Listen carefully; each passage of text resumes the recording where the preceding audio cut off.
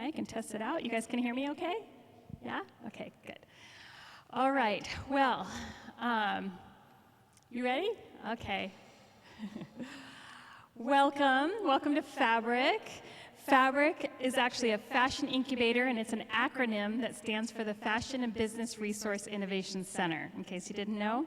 My name is Angela Johnson, and I'm the co-founder of Fabric, and my other co-founder, Sherry, is sitting right there. And we love helping apparel entrepreneurs. The whole reason we exist is to help people start their business and mostly make their product. Because that's the hardest part, is figuring out how you're going to make your product. There's a lot of places that actually help you with branding and business and all kinds of stuff, but there's not very many people that are holding your hand through apparel manufacturing and allowing you to become your own production manager so that you own your own intellectual property and you can handle everything yourself and be able to not have to pay a production manager hundreds of thousands of dollars to join your team. So that's kind of the main reason that we actually exist. So I'm going to tell you a little bit more about us, and then we're going to begin our program tonight and meet our special guest and learn more about some really cool stuff that's related to fashion. So this place, like I said, is a fashion incubator. We're also a design accelerator, we're a studio, we're an academy. We are a lot of different things with a lot of different resources. This place does a lot. And so we educate, we provide no minimum manufacturing, we provide guidance, we provide consulting, we provide an event space, we have offices upstairs, we have photo studio downstairs, we have a hair salon, we have a makeup salon, we have co-working, we have a retail store down the street. If you think, oh, I wish I had help with fill in the blank, you could probably find it here. We do a lot of different things. And we are actually a nonprofit. And so our big mission is to help make it easier, make it more affordable for apparel entrepreneurs. Because starting your own apparel company is really expensive. And a lot of people have really good ideas, and they're trying to fill a void in the marketplace that the big brands can't fill. So they just need a chance. They need a leg up. But you're competing with the big brands, and you're forced to overproduce overseas, because that's how the industry is set up. So we want to kind of change that and disrupt that.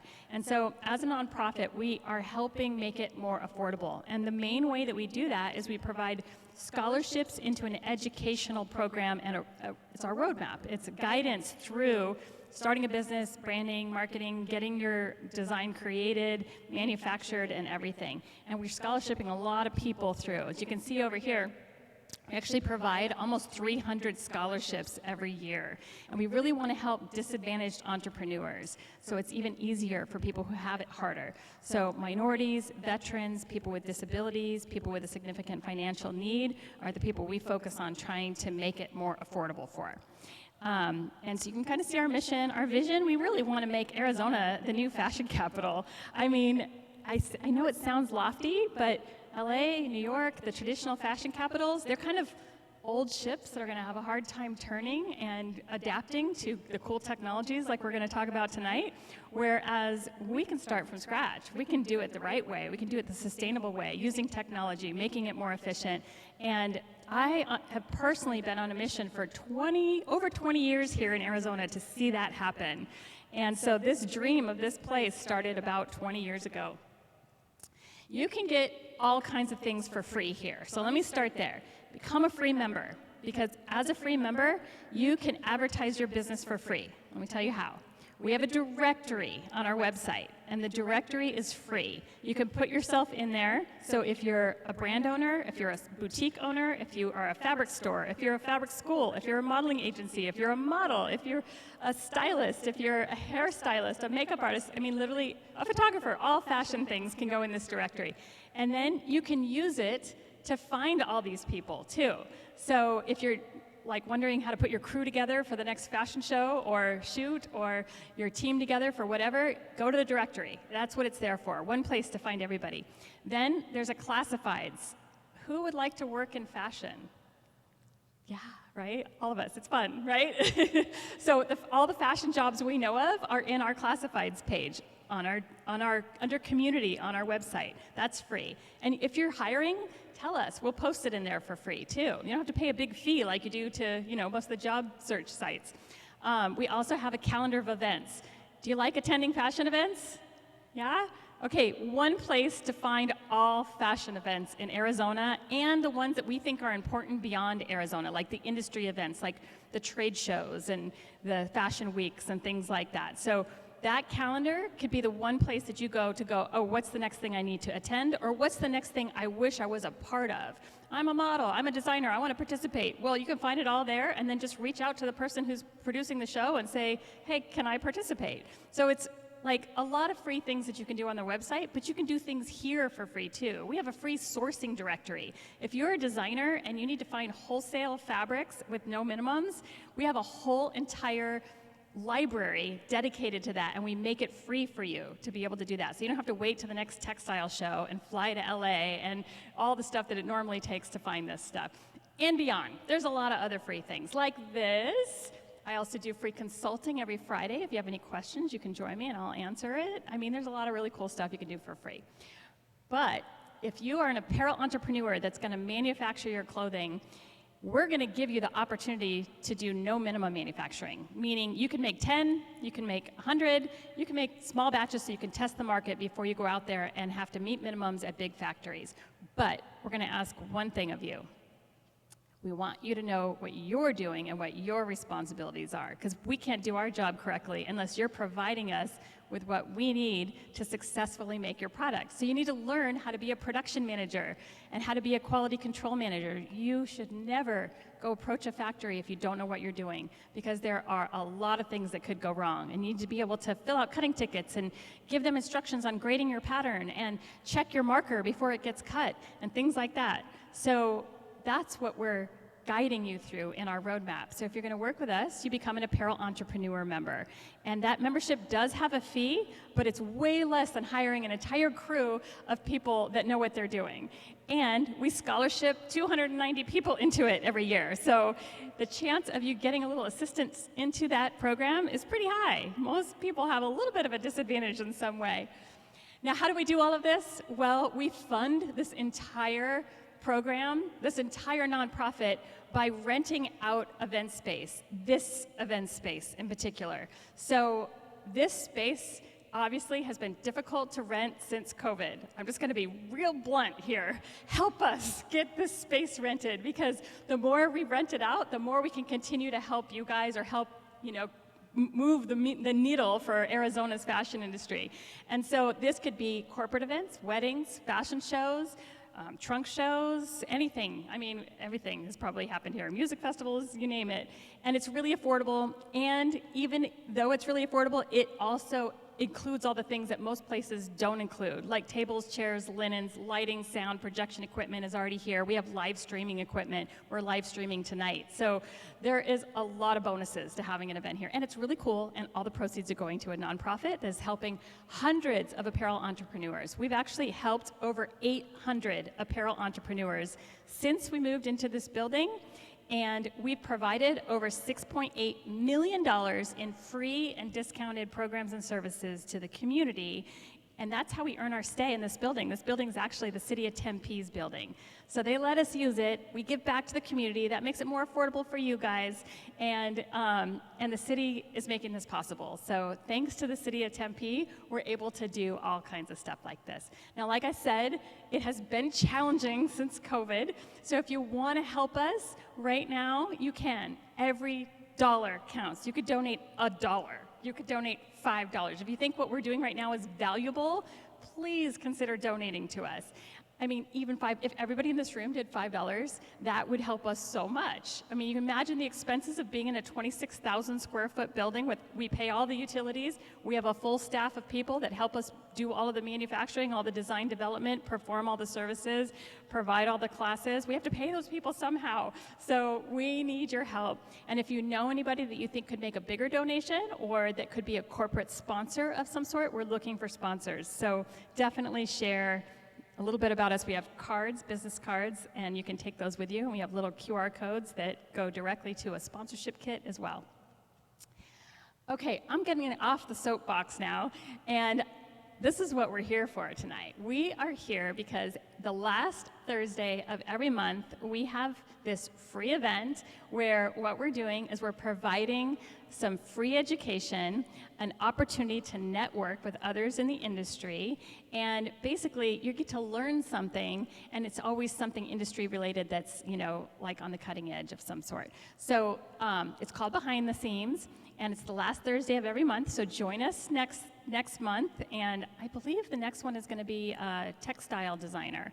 So it's different every month. And then you can find these also on our website. If you've missed any and you want to watch them, you can watch some of the past ones on there as well. So these are always intimate chats, and what I want to do is really learn about the person behind their success and find out how they got there, because that's not the stuff you see them sharing, you know, normally on their LinkedIn or something like that, right? But everybody got here through a different way, and it helps students kind of understand like the track that it might take to get to who you are, and everybody has a different track. It helps professionals kind of understand a little bit more about what it took to be successful in the area that they're successful in. So I'm hoping that it helps you all, and I always learn something amazing about each person. And then they're asked to share and to teach something. So tonight we're going to learn some really cool stuff. It's going to be all about the metaverse and everything related to it, and I'm excited because I still feel like I don't know hardly anything. Sherry knows it all. She has been like researching, and she understands all this, and I'm the partner that I'm like, what are we talking about here? So I can't wait to learn more. So tonight's special guest is Hermann Plank, and let's give him a round of applause, everybody.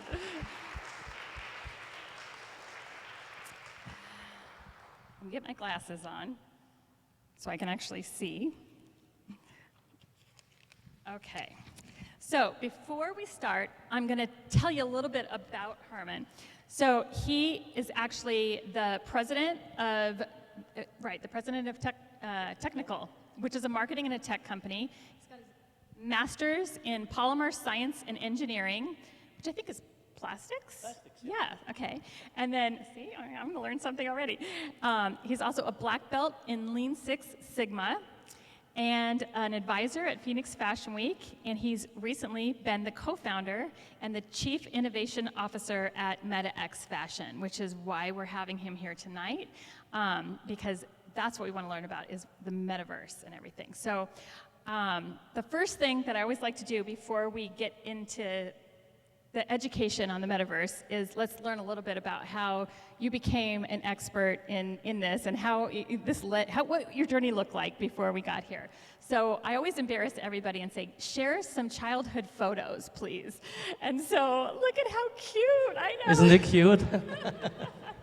Oh, I'm not gonna give you this. Hello, everybody. My name is Hermann Plank. Thank you, Angela. Thank you, Sherry. Thank you, Fabric, for having me here. I'm very excited to share a little bit out of my past and what brought me into fashion, and especially the project that we have kicked off about 18 months ago now. Yeah, here you see, obviously, my biggest influence was always my mom. She was a stay-at-home mom, but only over probably 1 or 2 decades I realized she also was a fashion designer. So I had already my suit with vest and pocket square and bow tie at age 5. And she made a lot of the dresses for my sister and for herself. And I have also one project at the end of this presentation I'm going to share with you, which is really something to preserve her legacy. She was really, unfortunately, she passed away very early. She was 50. So, and this gives me now an opportunity to say thank you. Obviously up there. By the way, this is not a filter. This, at that time, color images were extremely expensive, so this is all black and white. And so did she make your suit? Yeah. Wow. She made all that, yeah. That's incredible. I mean, that's like tailoring is a yeah, level up. I think at 8 or 9, I finally said, no, I want to have something from a department store, something like this, you know, but no. But she did all that all the time, so it was fun. So. Did she ever teach you how to sew? No, it was really too boring for me. I was, you know, rather playing soccer and playing tennis and things like that, so I wasn't into that. So. How funny. But you always appreciate, I always hear people when their parents or their mother makes them clothing, they don't appreciate it when they're growing up, and then they do later, you know? Exactly the same learning curve that I had to go through. So. Right.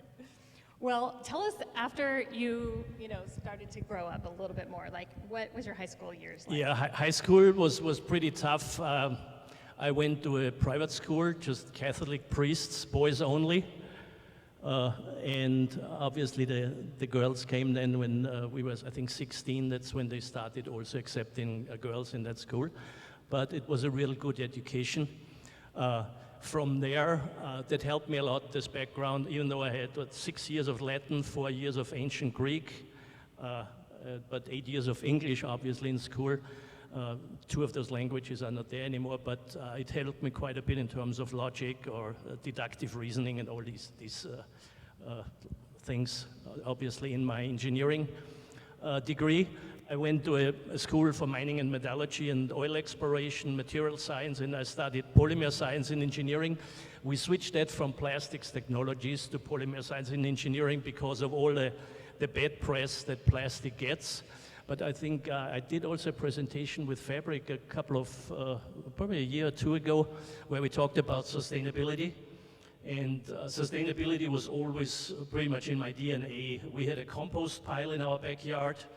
I worked on the first golf tees that were made out of cellulose acetate that would decompose on a golf course. All these things, and we'll also come back to a project that I initiated here in Phoenix in 2008. But but it didn't get boring at that school, but I still had some leisure interests. Obviously, I pretty much on college level tennis.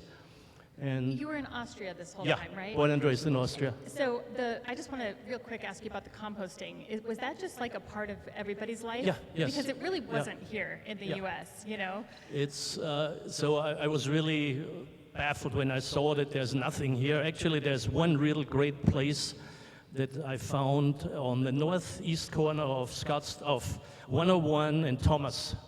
Sing's Farm used to be there. You see a lot of piles of mulch there. So he started very small with composting. He would take the leftovers or the food waste from the local restaurants. They would bring it to him, and he started composting. And in return, he sold them organic produce. And it's now huge. It's almost half a mile stretch now of big compost piles. So that's. But in Austria, they even have weight scales on the garbage trucks, and they charge you by the weight of trash you throw away. So they have garbage bins for recycling, but also for composting. And you can, if you have enough, you can do it obviously in your own backyard. So you've been into sustainability from day one. Yeah, and we in plastics we have a saying: design for manufacturing and automation, but also sustainability. So we design plastic parts already with the end in mind, how it's being recycled, reused, or brought back into the whole stream. Well, is that common everywhere, or just? I mean, it doesn't. Well, in Europe, in Europe, quite a lot. Just to give you an idea, we're drifting off a little bit, but it's all sustainability, and that's the main thing why we kicked off MetaXFashion also. The carbonated soft drink bottles, the Coke bottles, or this PET bottle, they are PET, polyethylene terephthalate. Those bottles are, the recycling rate in Germany is 97%. Wow. Why? Because they charge you 25 cents when you purchase a Coke or a Sprite. When you return the bottle, then they give you the 25 cents back. And they have a really well-designed collection system. Guess what the recycling rate in the US is? Well, it dropped from 30 to 28% last year. So, and the rest lands in the ocean. The rest lands in the woods, in the desert, and unfortunately, it doesn't decompose. Well, they found cucumbers wrapped in newspaper from the 1950s in landfills. So even organic produce is not decomposing when there's no oxygen and no humidity. So I think it's a matter of that the society, the industry, municipalities, and each individual user, they are working together and develop a waste stream and a recycling stream and reuse stream. So that's really what it comes down to. And it has to hurt in the pocket, in the wallet, you know? Yeah. Then they do it. They did it right, you know, we're encouraging, money always drives everything. Yep. If you get the refund, that obviously is the reason. All right, so early childhood and then mid-childhood, now career. Yeah, actually I was lucky because this study at that time was really early. I think I was within the first 100 to graduate. And literally a year before I graduated, I was already contacted by a US company and they gave me a contract. So immediately when I graduated, I spent, I think, 3 or 4 months in Austria at their location, but then got transferred to Cincinnati, Ohio right away. So it was quite exciting. And I had really the privilege, they were the world leader in plastics machinery, so they make big machines to process plastics. The one machine you see there on the, thank you, let's get the laser pointer activated. This machine here is an injection molding machine that makes big parts like bumpers for cars or garbage containers. Can process up to 60 pounds of plastic in one shot. This is I'm really proud of because this started basically my dream about America. When Neil Armstrong put the first foot on the moon, I wanted to say to my parents, I want to go to America.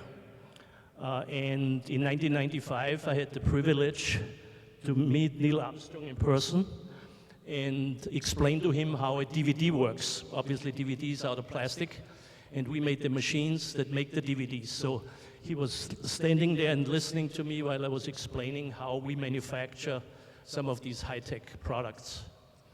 So it was very exciting.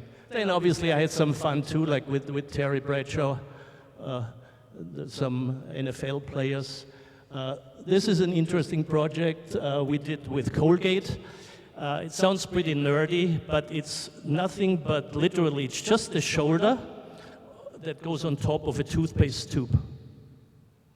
But it's done with a recycled material on top and another more expensive material with a barrier layer on inside so that the toothpaste doesn't dry out. But we had a certain technology that saved Colgate, I think, $50 million a year just by applying this technology. And we did that in the US and in Germany. This is now the project I was talking about sustainability. In 2008, was also one of my first photo shoots. We did it up in the desert, and I was throwing into the bushes, onto the cacti, on the saguaros, some plastic bags. But these are the bags that we imported from Europe. They are the grocery bags that are decomposing in 21 days in home composting environment without leaving any toxic residues. All is left is basically compost. And the shopping bags, the bigger ones here, they had back then already photorealistic images on it. But this is also something that I want to pass on to you. This has been a battle since 15 years now. We have not been able to be successful until now. We've been invited by Amazon to set up the first online store here in the US. It's been booming in Europe forever. They're using these in every big grocery chain and every big retail store, obviously with photorealistic images. Even the ink is vegetable oil based, so extremely sustainable, so there's no toxic residues in there. But nothing happens overnight, and one of my favorite things is I say never give up, and this is obviously one of the examples. Eventually, I hope the MetaXFashion goes a little faster. I think there's also a certain urgency behind the fashion industry to move a little faster. That's, yeah, so. Yeah, there definitely is. If you think about, like, even 5 years ago, people talking about sustainable fashion, and a lot of people were thinking, oh, that's going to take forever, and people aren't going to catch on. And now all the designers that come through here, almost every one of them is like, I need sustainability. I need sustainable fabrics. I need sustainable manufacturing. And that was, I mean, literally just a few years ago, maybe a fraction of people requested that. Yeah. Despite all of it, I'm extremely impatient and sometimes frustrated. We've talked to every single city, municipality in Arizona. and introduced that to them in 2008. And when I go into, I don't mention the university right now, when I go into the airport, they literally have trash cans that says landfill on it. What does that mean? I will be long gone when the landfill explodes and there's already a lot of leaks leaching into the groundwater, into the drink water. So there's already a lot of health issues associated with that. But I would not want to be responsible for continuing doing this. Okay, yeah, in 30 years I'm not here anymore, let's sign up on another landfill. It's still cheaper to set up a landfill than going into a recycling or into a waste management program. That's too bad, but more and more the cost is increasing of waste removal, and the taxes include already some percentage. Eventually, I think they will have to go in a different direction. So, money always talks. yeah, again, here we are again. All right.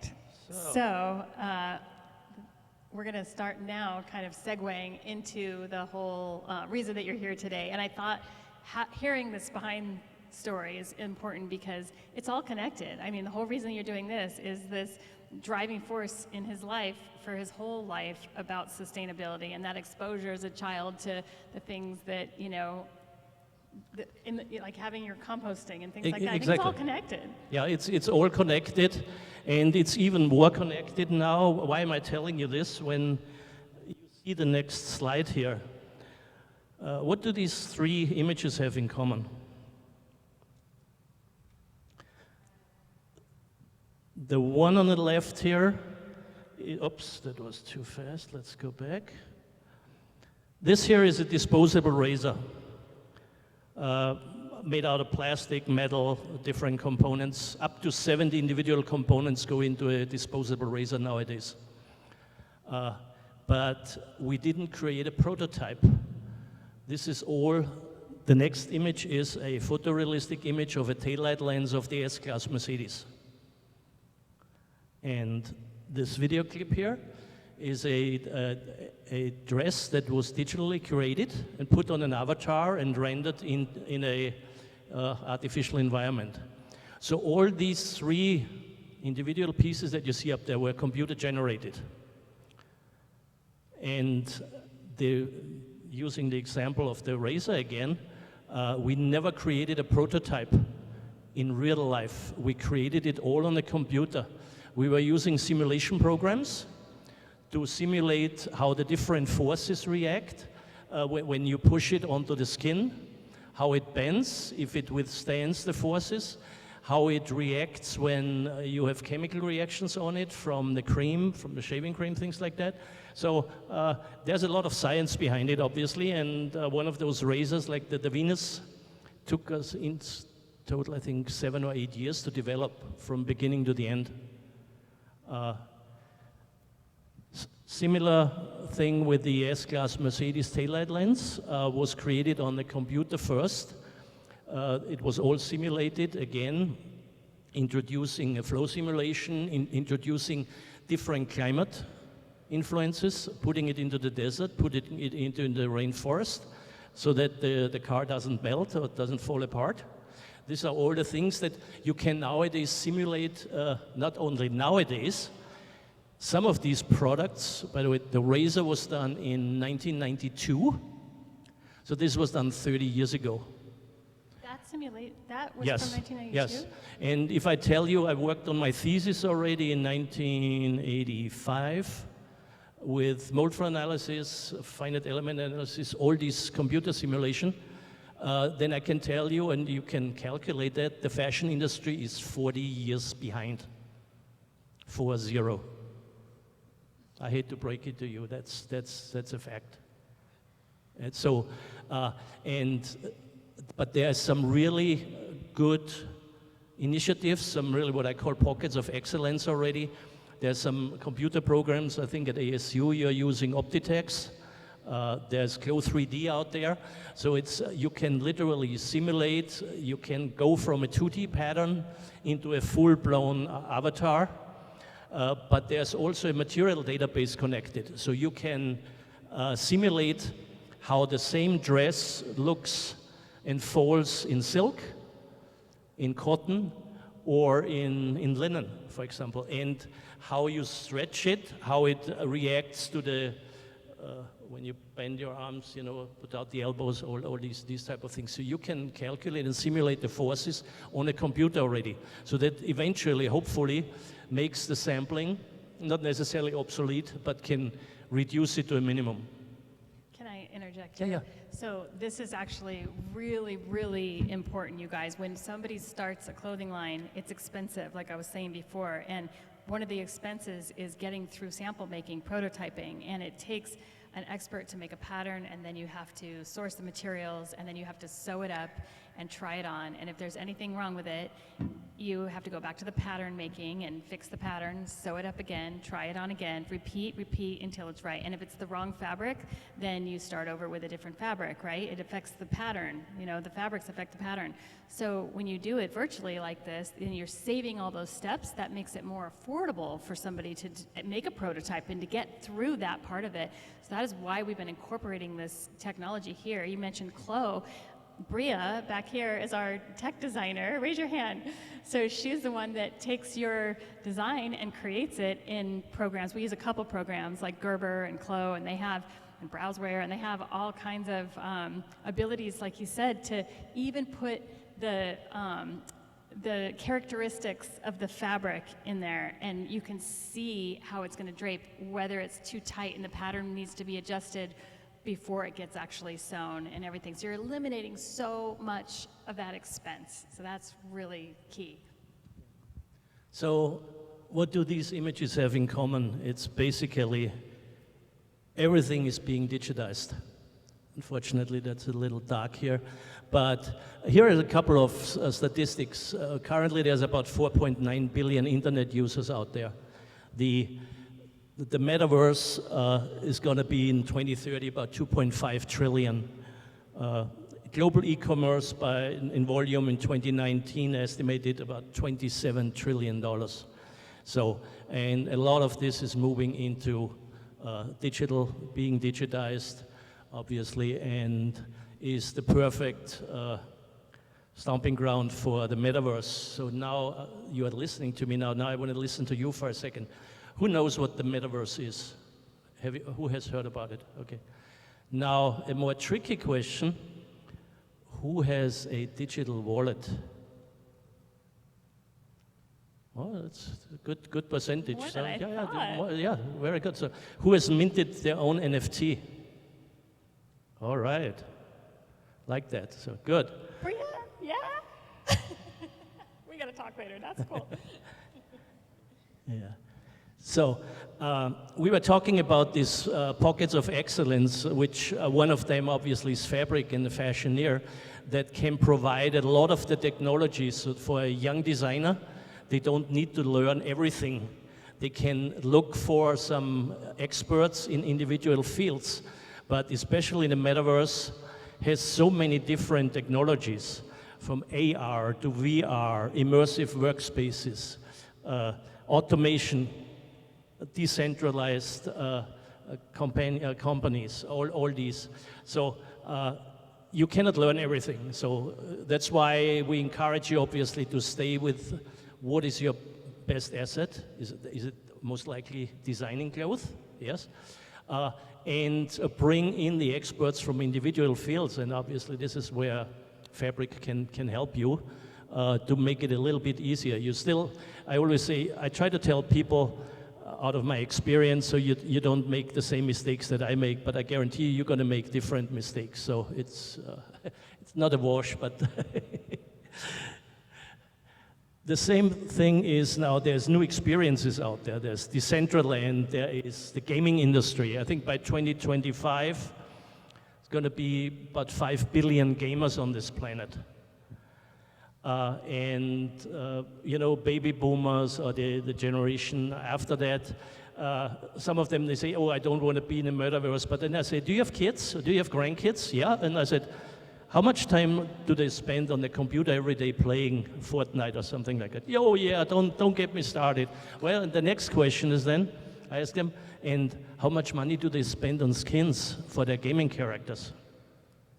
So all of a sudden, the mothers and fathers are in the midst of the metaverse. You know, they just don't know it, but their kids are in there. So the reason why I also mentioned that is, and it gets a little fuzzy, at least on the borders, because we are not talking about just purely the metaverse or virtual reality. We are talking about what we call mixed reality. So we want to combine the real world and use the virtual world where we think it can help us improve, make it faster, better, less expensive. And with that, obviously, we go to the next slide. What does the metaverse do? MetaXFashion sees three major areas for us.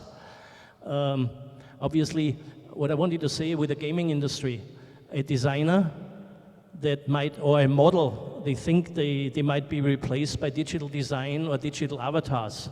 No, absolutely not. The key is really, you can as a designer now start designing your garments or your products for the gaming industry. There's 5 billion gamers eventually that want to wear cool outfits. Currently there's a big percentage, actually it's already double digits, it's over 10% of the retail is currently already allocated to content creation, which means internet influencer are buying the products online, taking them home, trying them on, taking a couple of pictures, posting them on Instagram, and then returning it. Now with the latest technologies, body mapping and adapting it, putting a 3D dress on, I've tried it a few times with eyewear, you can see already how a digital dress fits on your body, and you can take the pictures. Eventually it's going to be photorealistic, it's going to be looking like as if you bought the dress and really wear it. Not like I've tried on those Adidas digital sneakers. It's not there yet, but it looks already pretty cool. So there is a new market already also with new opportunities for the designers, which is the whole gaming industry. The main focus areas for MetaXFashion is in the metaverse. Oops, I'm always using the same. We start out helping young designers creating 3D dresses, 3D garments, putting them on avatars, and putting them, if desired, into a virtual runway show. The programs like Clo3D or Optitex, they allow you several steps in between. You just create the dress, or you create a digital lookbook, or you create a digital showroom, or even further down the road, a virtual runway show. So it really depends on how much money you want to spend, but you can, in baby steps, work your way up to a complete digital representation of your line. So with that said, we provide assistance here and help them to create their NFTs, their non-fungible tokens. I think we should explain NFTs too. An NFT is basically a digital record on the blockchain that represents a product or an item. So it can be a painting, it can be a picture, it can be a music file, but it also can be a contract, for example. And it cannot be copied because it has a unique identifier. It's almost like a digital patent or a digital trademark that cannot be changed, that will be for eternity on the blockchain. All you can do is the moment this NFT, that's why it's called non-fungible, you cannot touch it, you cannot replicate it, you only can sell it or trade it to the next person, and they can collect it. The most common use right now is probably, you heard about the Bored Ape Club, I think, or the different images, the pixel punks, things like that. So it's more images that are being traded, and they are increasing in value due to scarcity. It's almost like the baseball cards. In the past. What's great about that is, when you're a designer and you worry that somebody is going to rip off your design, right? And technically you can't really own the mini skirt, so you can't own it, right? You can't own like a garment, but in the metaverse, you could own that digital version of it. So Exactly, and this is for us the main objective. So to allow, you allow the designer to authenticate their design on a blockchain. So it's then 100% allocated to this individual designer. It's been designed by him, and they can then use the 3D files and the whole NFT together with a tag pack that's, for example, created by a fashioneer, send it to a retail chain, H&M or somebody buys your design from you, and you have it certified that this is your design, and you can sell it to them. You had a question?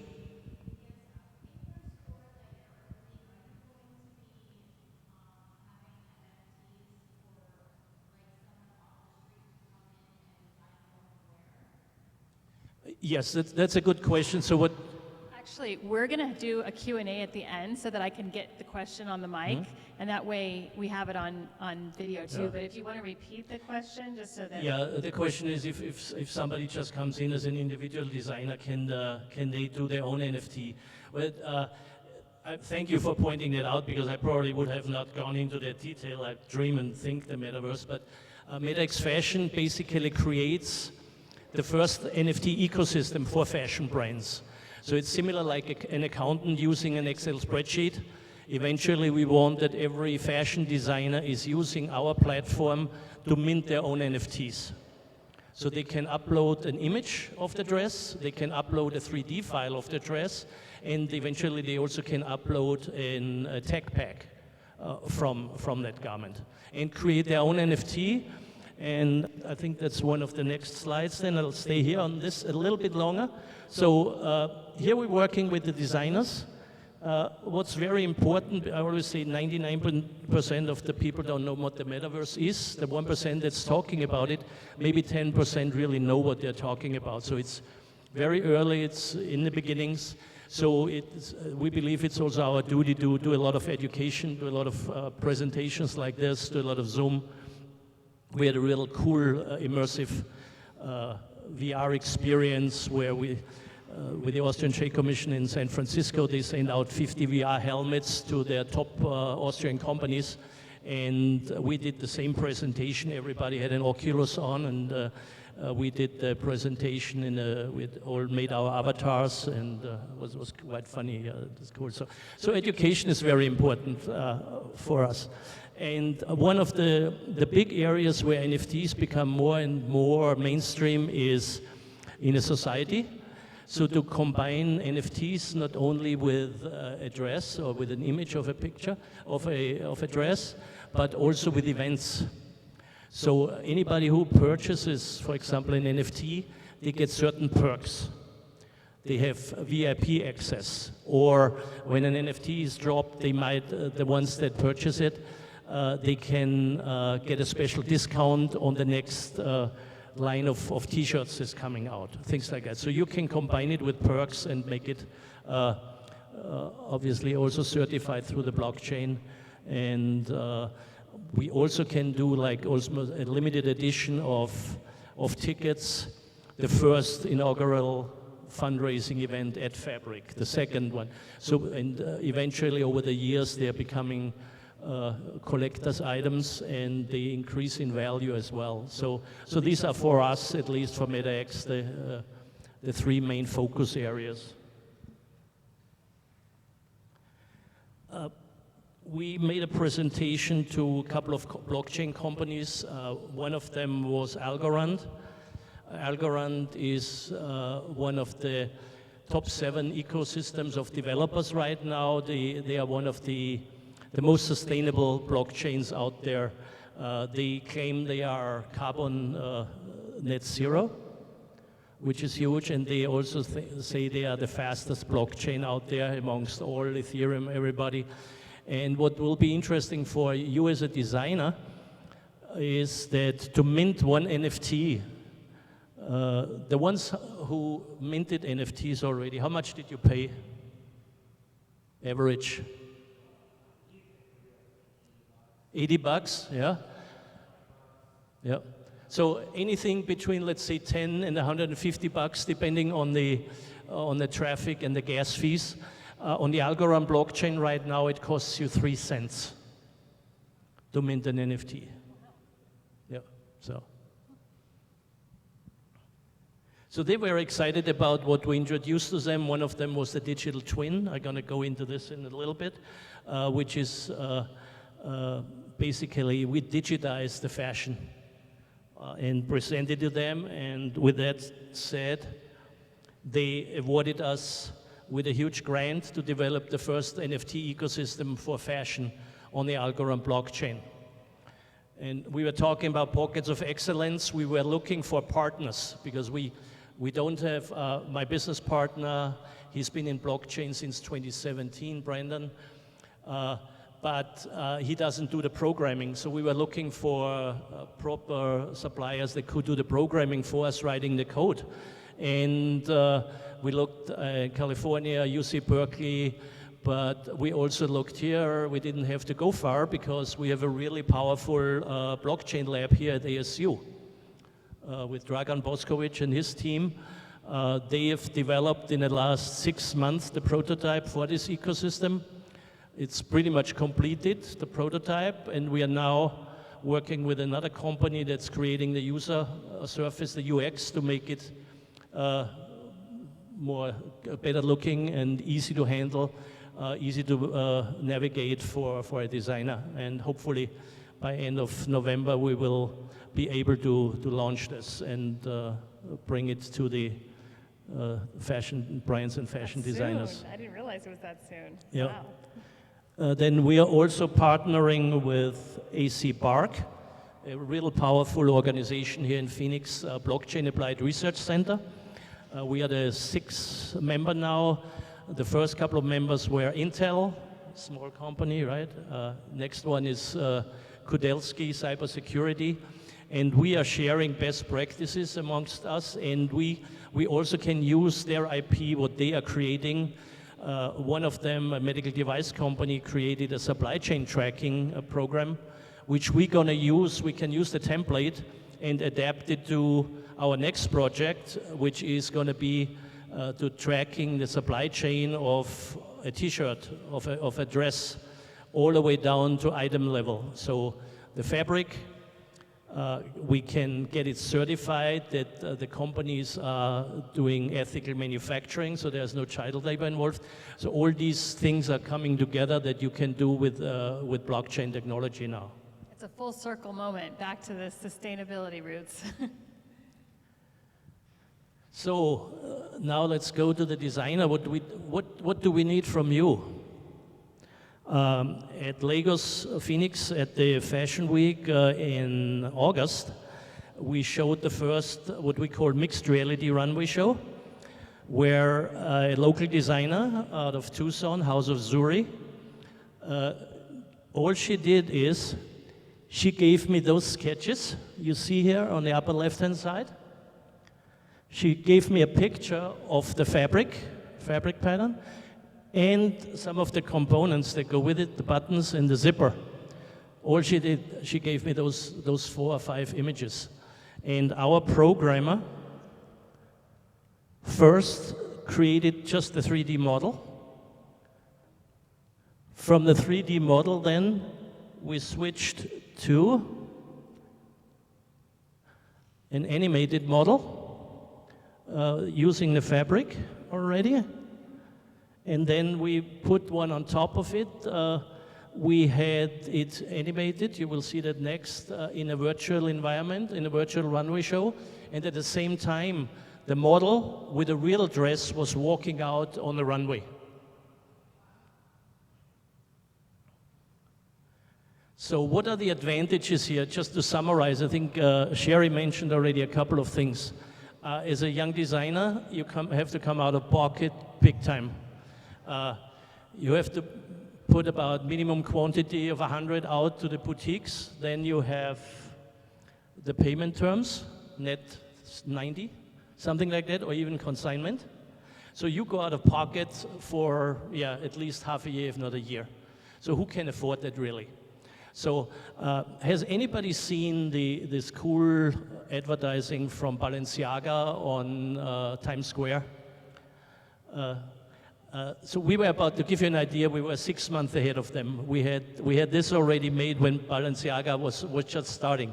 I try to show off a little bit here, but what Balenciaga did, they did a partnership with Fortnite, the gaming company, and they created this digital hoodie for one of the gaming characters, and was hanging almost like in a cage, staring at the people on Times Square. It would look really cool. Well, but the story behind it is they using the metaverse as the test market for their products. Well, for one of the test markets. Obviously, the real market is still in real life. But so what they did is they created 10,000 or something NFTs, and they were sold out in no time. So the fans of Balenciaga, they would purchase those NFTs, and they used the hoodies for their gaming characters in the Fortnite game. And only after that, they were then starting the production of the hoodie in real life. Do you know how much the virtual version cost? You know, I don't recall that, but I've seen, like, I think, was it Fendi or somebody, one of their purses went for $4,000 as an NFT and only $1,800 in the real version. So it's obviously marketing is always important also.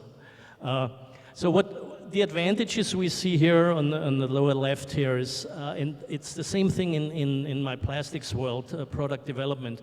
The time to market for a digital twin from the idea of the designer to the prototype to the finished part on the runway, on the computer can be cut down up to 80%. You have no more or minimum sampling waste because you can simulate everything on the computer now. You can make it to order. One of the things we're discussing right now is with the NFTs. When you get enough orders from your digital version, we can connect you to a bank. They do the purchase order financing. You don't have to come out of pocket. You just spend a couple of percentage points on the bank, the fees, and they are paying for it. They finance your production before you ever made a single piece. So again, minimized footprint. I think every year they make 100 billion different fashion items. That's one of the statistics. You know, there's also a statistic that 75% of the statistics are made up on the spot. But it's a huge number. You know, this overproduction, a lot of it lands in a landfill. Whatever the number is, it's too much, period. So you can minimize that. You use the metaverse as the first test market, and also eventually the top retail chains, they will require from you a certification. Similar like the buildings, the building codes, there's a LEED certification, gold, platinum. Eventually something like this will also be required from a fashion designer, that they have to be extremely transparent in their supply chain and provide a certification where the fabric comes from, where the color comes from, is it sustainable, is it eco-friendly, all these things eventually, and you can certify this with NFTs on the blockchain. So basically when the designer is done with the virtual model, virtual runway show, they can create the NFT on the Algorand blockchain and get their authentication obviously certified, and then can sell it to anybody who wants to wear it or wants to produce it. And then even put it up on your site and show it in various other options without having to invest in sewing up each color, each print, whatever. And I mean, that saves you so much money. Picture this, you go to Zappos in Vegas, and with your lookbook and with your samples, and then the buyer says, oh, I don't like this color, oh, I don't like that color. Probably never happened to you, right? Well, guess what? You have your digital lookbook, mouse click, change color. What color do you want? And exchange the color and substitute it, and it's right there, and you send her an updated, or him an updated lookbook. I've been telling all the designers, think of it like when you go shopping and you see, you know, at Forever 21 or whatever, and you see a rack with a bunch of tank tops, and it comes in, you know, 8 options, right? That's the traditional way. Well, you can say, my dress comes in 1 million colorways, because you literally could change it to any color under the sun. Big brands don't even do that. So last but not least, I talked a little bit about the digital twin. What is it? It's basically a digital or virtual representation of a product or a process, but it's all on computer generated. Like, I've had a paperless office all my career. So all my processes, everything is in flowcharts on a computer. So there's no paper, no nothing. It exists only in a digital world. And as I said, at Lagos, Phoenix, we showed for the first time the digital twin with a local designer, House of Zuri. She was all for it. I admire her. She just had, I think, 6-month-old twins now, then she jumped on this project with us. I'm gonna go back and rerun it. It's only a short sequence. So on the left, obviously, you see the real-life Sierra, the model, in a dress, and on the right-hand side, you see the avatar in a virtual environment. Also some food for thought. One of the things we thought about, why we went into this direction, this was during COVID, when the national parks were closed. So we created an avatar and rendered it into the Antelope Canyon. So nobody was there, nobody had to drive up there, no hair and makeup, no nothing. Well, we had plenty of hair and makeup to get the avatar looking as real as possible. But we minimized the carbon footprint, and even during COVID, we were able to demonstrate how powerful a digital twin can be. Now you're saving all that money on putting together a whole production, a photo shoot on location, so. Yeah, well, but we are not millionaires yet, so we still have to earn the money, you know. So, you probably spend it somewhere else now. Obviously, one of the key things that I think we're coming to the takeaways here. Oh no, very important, yeah. This is the project that is really near and dear to me. This pictures of up there, Grandpa. Grandma, she's turning 100, so I'm going to Austria here in 2 weeks to her birthday. This is my mom, my dad. This was at my sister's wedding. And mom, grandma, and my sister, they all wear this Austrian traditional outfit. It's called a dirndl. So it consists of a blouse, a high waist skirt, an apron, and a scarf. Different fabrics, really, like even brocade, silk, hand stitching, embroidered, everything in there. And my mom, one of her projects was she worked with all the ladies and girls from our village, and they put a program together, and they designed, after some research, they picked the right colors, the traditional colors from that region. Because every region has a certain color combination, and you can differentiate them between Austria, Switzerland, Germany, and also within the regions. So these were the dirndls, and when I go back, I meet with some of the ladies. My sister and grandma, they both have the dress still. So I don't know if they have the 2D pattern, but at least I take the pictures of the individual components and then have our programmer create the digital version of the dirndl, and we create an NFT and also an avatar with it. So yeah, a few lessons learned over my career, and not only in fashion, but nowadays competition is brutal, never like this before. 99% excellence is not enough.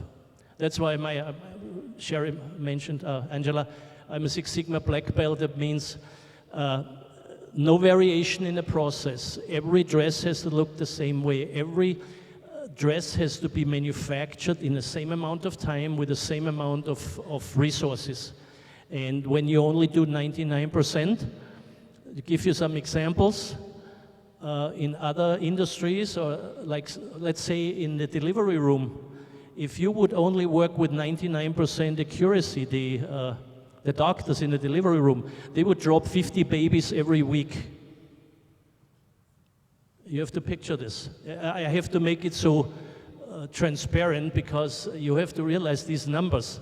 So a doctor in a delivery room cannot afford to slack and just leave this 1% out there. The same thing with, obviously, I think our USPS might come close to the number, but if the USPS would do only 99% excellence, they would lose 40,000 letters every day. Yeah. Oh, and now another one in terms of health, depending on what your pulse is, you would miss out on 400,000 pulses per year. And that can affect your health.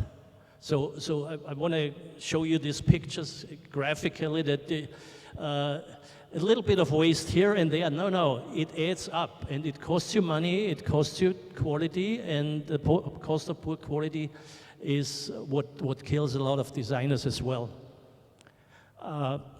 Apply latest technologies. So you jump onto that 3D fashion and just see where it fits, you know.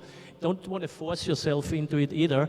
The better it is, but there's, you want to use avatars, you want to use body mapping, you want to use any of these technologies that are out there, look at them, you know, evaluate them and look for some experts, and I'm sure some of them want to share their best practices as well. Never stop learning, yeah. Don't be afraid to fail. I've failed many times. I don't even want to think about it. Well, I learned my lessons out of it and hope I don't repeat those failures. So that's really, yeah.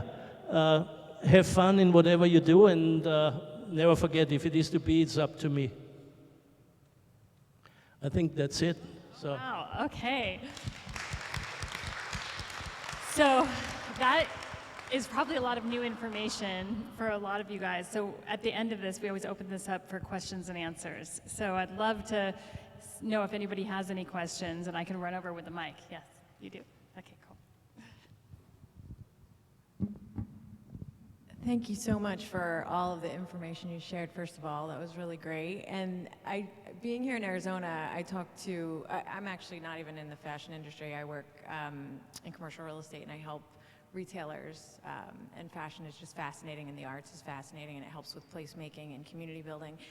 And I talk to brokers all over the country and what the projects that they're doing, ground up development projects, fashion in New York and California is so key, and their robust communities around that is so key, and I'd love to see something special here in Arizona.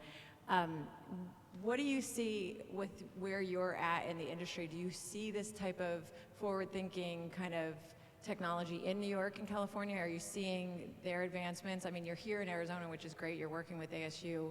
Do you see Arizona kind of having a leg up on this, or how do we differentiate in the market right now? That's a good question.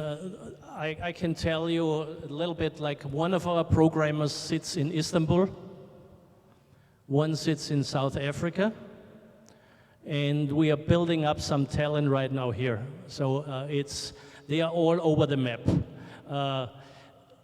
What we also see is a lot of big retailers, they have kind of the fear of missing out. There is no real solid program anywhere in the US or in Europe. But again, some of the Europeans are quite ahead. I've seen some really cool 3D designers out of Lagos, Nigeria, and South Africa. This is all individuals that jumped on it. All they have is a computer and the 3D software, and starting doing that. So where we are looking at like New York or LA is more of a beta tester. that would be interested in applying some of those technologies. There's really nobody spearheading it. The first ones really that pushed it out was like the Balenciaga. Now there's a little bit with Nike and Roblox, I think. So they are developing something, but they are more in a gaming world. In a real fashion world, the supply chain tracking, because it's a huge effort to get this done.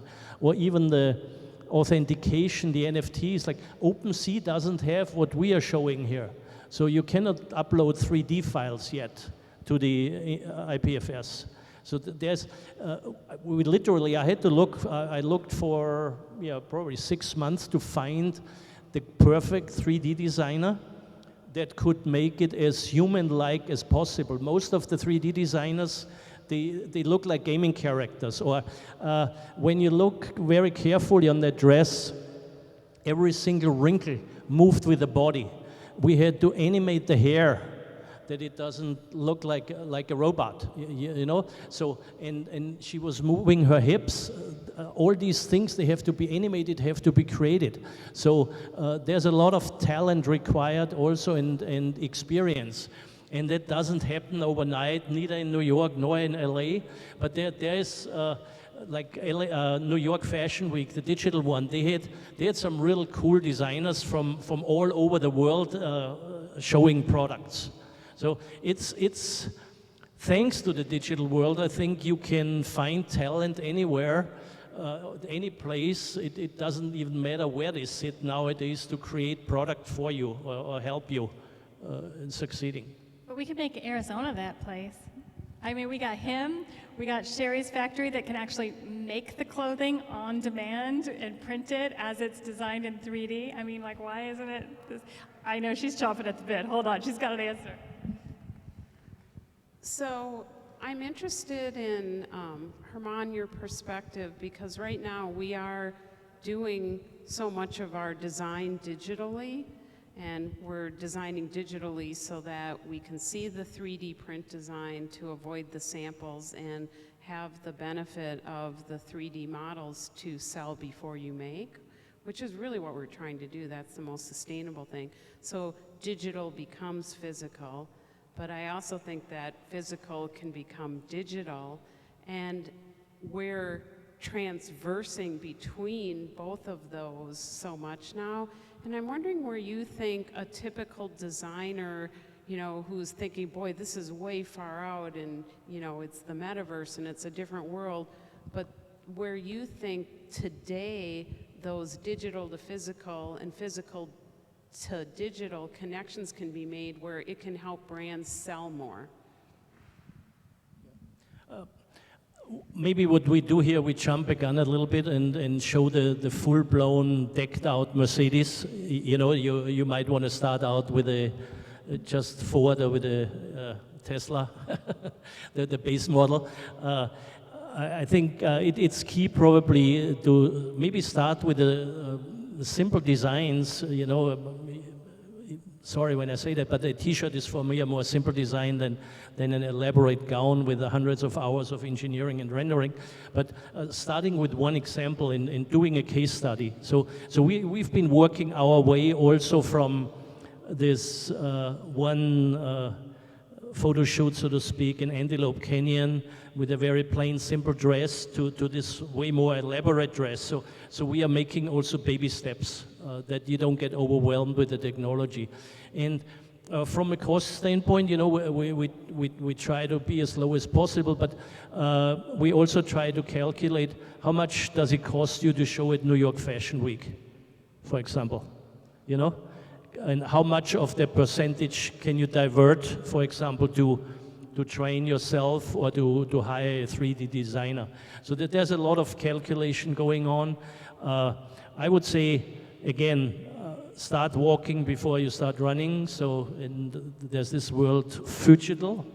It's physical and digital, so now they merge that together. It's a total tongue breaker. But maybe show half of your collection or one or two pieces already. And you even can present it on your smartphone that way, and then eventually you have a whole digital collection. There's a bunch of, I told you about the gaming industry. some of those gaming character or garment designers, they're making their way now into the fashion because they design some of those garments that you cannot wear in real life, you know. But so they are trying to get into the fashion industry from the gaming industry. So we have a certain idea which way we want to go. We keep it very simple and then start building it up with the designers. There's a lot of hand-holding because it's very early, and you've seen it with the biodegradable bags. It took 15 years, and it's still not mass penetration. So it's going to take several years, and hopefully with some regulation in the blockchain industry with the SEC eventually, there might be some calm in there, and it will calm that down, and there will be more adoption, and it's going to be pretty much state of the art when you mint your NFTs for all your designs also. All right, any other questions? Yes.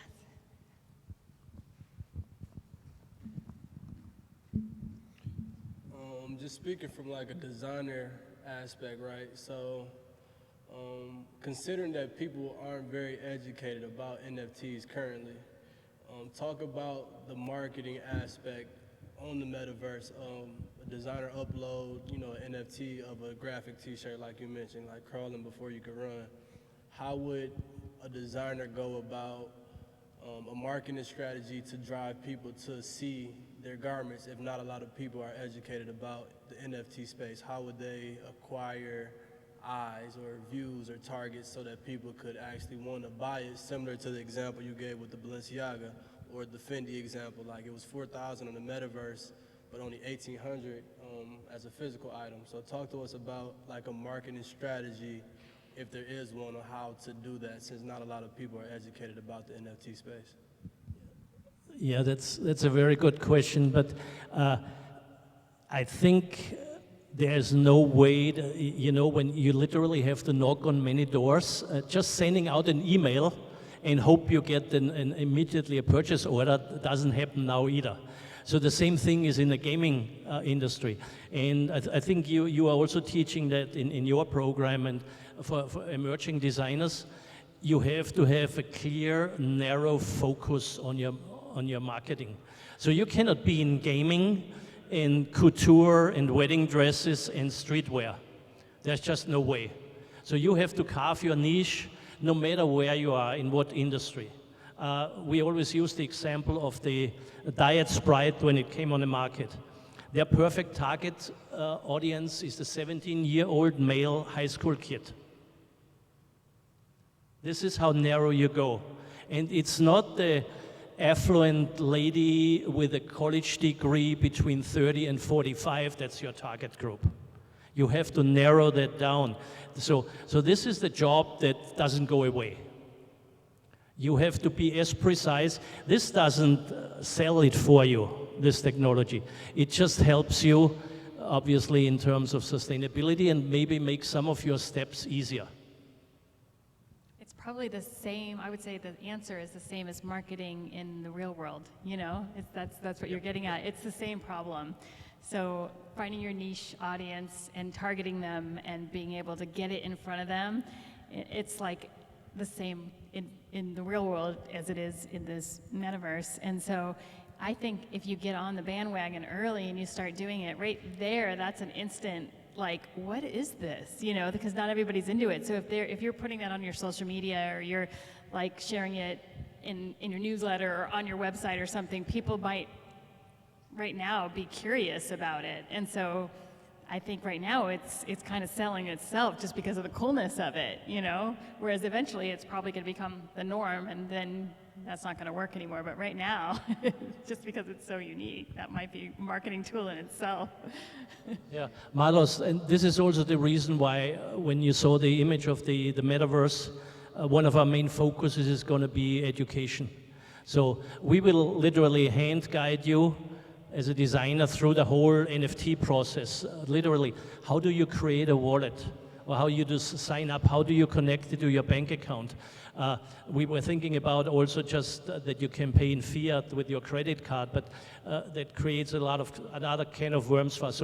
So we want to make the entry barriers as low as possible for a designer, because we know your core business is not the metaverse. Your core business is not blockchain. You don't want to deal much with a digital wallet. You want to create, you want to design, and you want to sell your garments.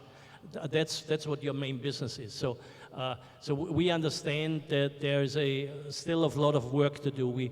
I think eventually we were talking about it, and this is one of the ways we can create a huge pocket of excellence in Phoenix for fashion in the metaverse, that we are working together and doing seminars, doing workshops, eventually doing a big conference and growing it over the years, and educate people not only how to do it, but who might be the service providers in the different areas that are connected to the fashion industry. I just thought of something.